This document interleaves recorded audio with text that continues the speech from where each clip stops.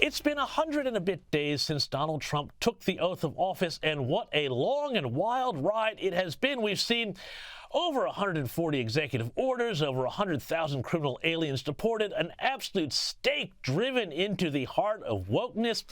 Lefty universities like Harvard finally start to get their comeuppance for spreading anti-American and anti-Semitic hate.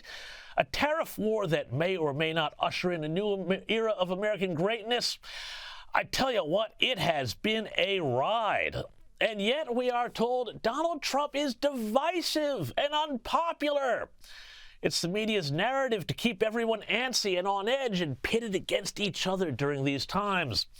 But the reason why they're doing this is very simple, I think, because the American left, the Democrat Party, and the whole media and cultural infrastructure that goes along with it is actually on the run. Why? Because, as the saying goes, they got nothing, about which I'll say more in a moment. But to illustrate where things actually are, let's look at the polls. Now, one of the things we have been told over and over again this week is that Trump is deeply unpopular, the least popular president after 100 days than any president since, I don't know, Eisenhower or FDR or Grover Cleveland, take your pick. It's a message relentlessly pushed by Democrat politicians like our old mate Chuck Schumer. The polls this week show Trump has the lowest 100-day approval rating since they started polling 80 years ago, the lowest.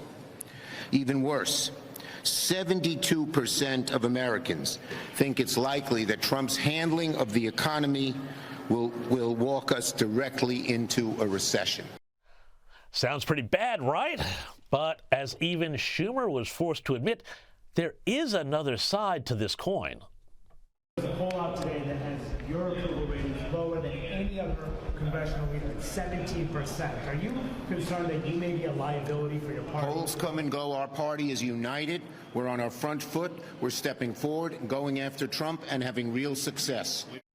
Yes, Chuck, polls come and go. But when faced with the alternative, cackling Kamala Harris, voters still say Donald Trump is doing a better job than Harris or the Democrats would have done if, God forbid, they had taken power in November.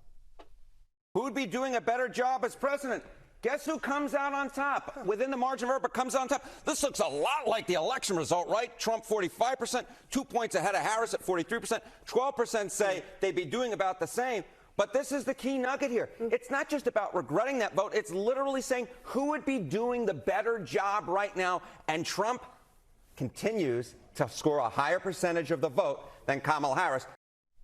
Amazing to see that go to air on CNN, because that, as they say, had to hurt. So what's going on here?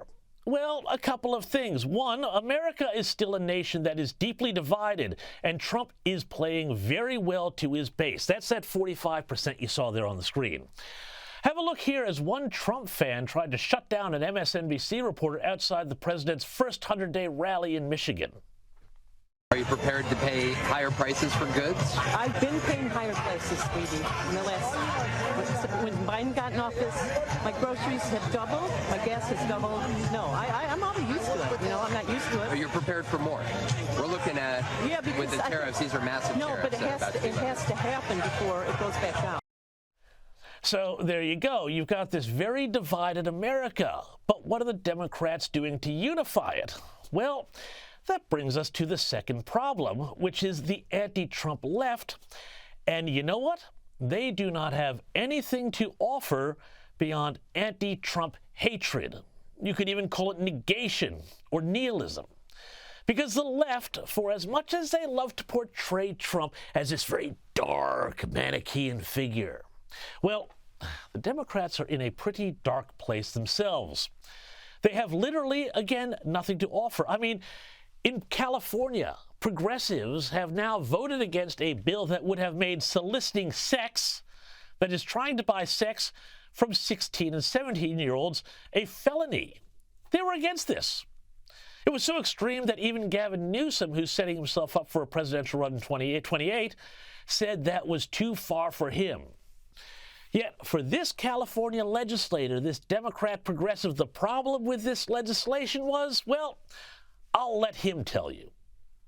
I'm concerned that the provision could unintentionally reinstate discriminatory practices that we all know that have historically and disproportionately impacted communities of color, particularly Black and brown communities, as well as members of the LGBTQI+ community. Well, I'll let you draw your own conclusion on that one. Meanwhile, other Democrats are campaigning, saying they are proud of voting against the Laken-Riley Act, which expanded the ability of ICE to take into custody illegal aliens charged with crimes. Now, the act was named after a young nursing student who was murdered in ways too horrific to contemplate by a Venezuelan migrant who had been paroled into the country by the Biden administration. Here's New Mexico Democrat Gabe Vasquez bragging about his vote and shockingly getting applause for it. That's one of the reasons that even as a frontline member of Congress, as somebody who won a district in Congress that Trump also won, they said, wow, Gabe, you really had courage to vote against the Laken-Riley Act, which I did. I voted against the Laken-Riley Act, even when some of my first states. Honestly, but meanwhile, there is an increasing sense, I think, on the left that their rudderlessness is taking the broader left, not just the Democrats, but that entire side of politics into some very dark places indeed. Now, the New York Post has reported that Luigi Manion, the guy who was alleged to have walked up to and shot the CEO of United Healthcare in cold blood on a Manhattan street, and who has become a weird sort of folk hero on the left, is about to be lionized in a musical comedy. Seriously? And as spring turns to summer in the United States, there are already signs that the left is pushing to recreate 2020's Summer of Love, when BLM and Antifa rioters demonstrated, occupied, torched, looted, and burned their way through downtowns across the United States to put pressure on the first Trump administration before that election. As with the lionization of Luigi, this very bad idea is now getting traction and cover from very respectable, in some people's minds, sources who are calling for what's being described as mass mobilization efforts against the Trump administration. Some of those people are people like Illinois Governor, Democrat J.B. Pritsker. Never before in my life have I called for mass protests, for mobilization, for disruption, but I am now.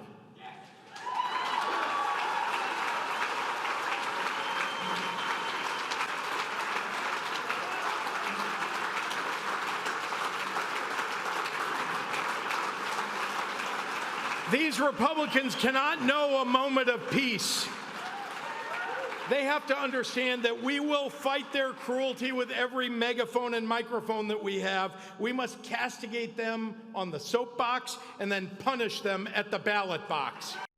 Now, if you detected a little glimmer of self-interest in the governor's eye, you may not have been wrong. J.B. Pritsker is a member of the billionaire Pritsker family, which has used its fortune to help push ideologies around transgenderism and what are known as synthetic sex identities across America and the globe. But are you seeing a theme here overall?